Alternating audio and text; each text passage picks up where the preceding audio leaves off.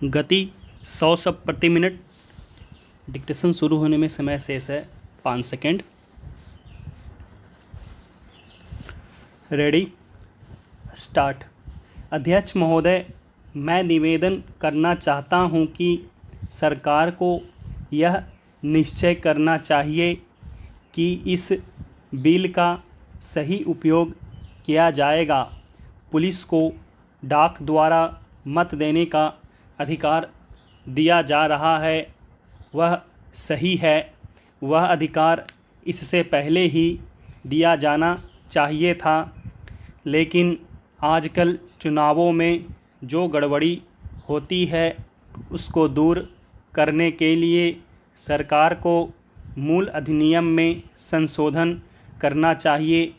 माननीय सदस्य ने अभी कहा कि इस बिल पर ज़्यादा वाद विवाद नहीं होना चाहिए, लेकिन हम विरोधी दल के लोग जानते हैं कि जूता कहाँ काटता है।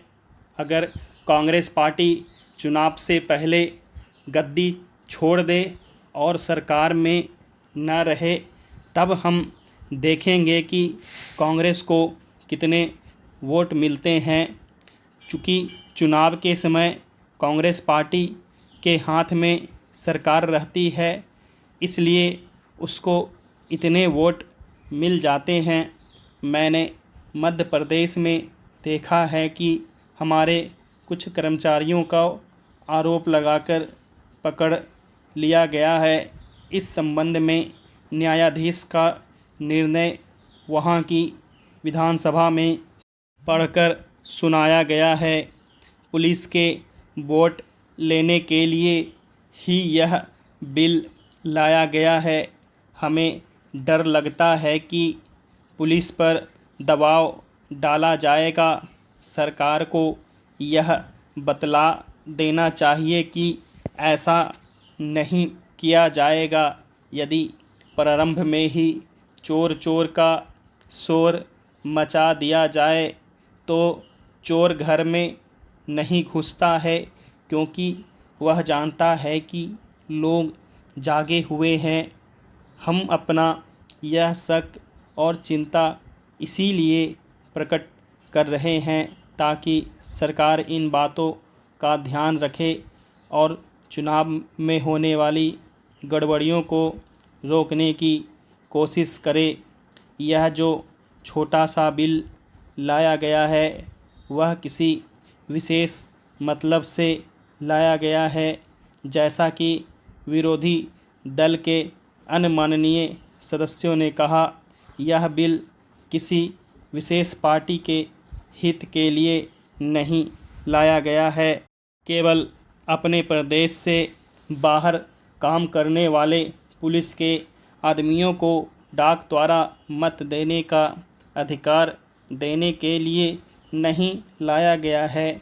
मैं निवेदन करना चाहता हूं कि अभी देश में वे स्थितियां पैदा नहीं हुई है जिनमें वह अपनी मत के अनुसार जिसको चाहे वोट दे सके।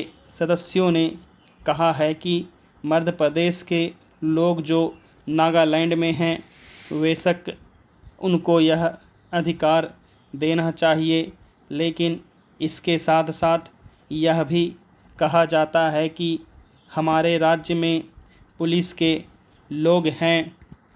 अध्यक्ष महोदय, मैं कहना चाहता हूं कि हर आदमी को यह अधिकार है कि जिसको वह चाहे डाक द्वारा मत भेज सके।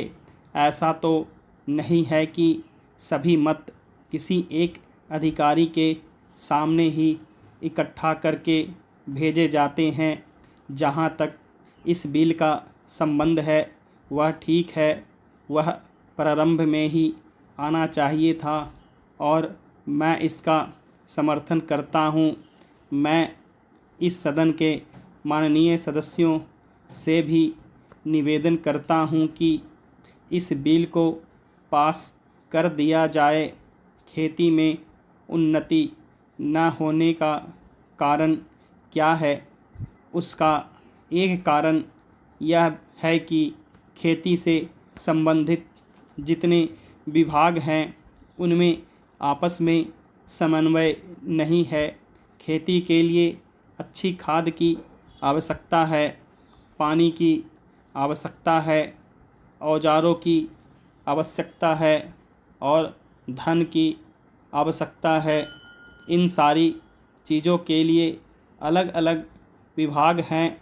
मालूम ऐसा पड़ता है कि उनका आपस में कोई संबंध नहीं है। वे आपस में मिलकर कोई योजना नहीं बनाते जिससे खेती की आवश्यकताएं पूरी होती।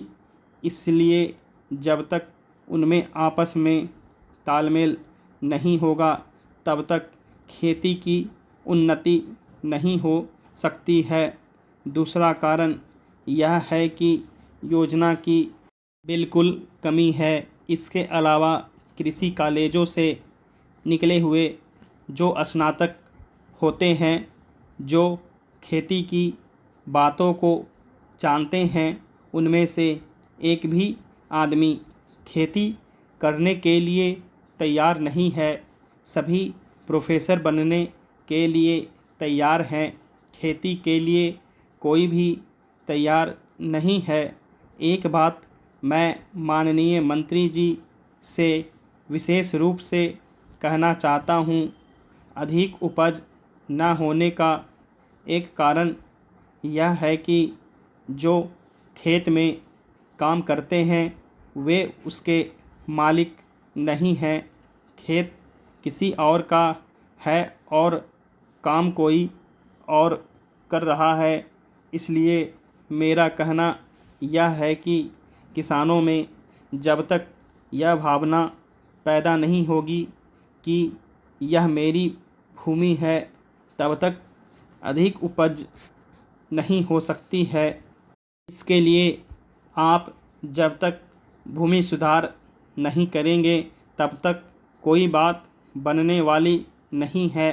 दुर्भाग्य से इस देश में खेती करने वाले बहुत कम लोग ही भूमि के स्वामी हैं।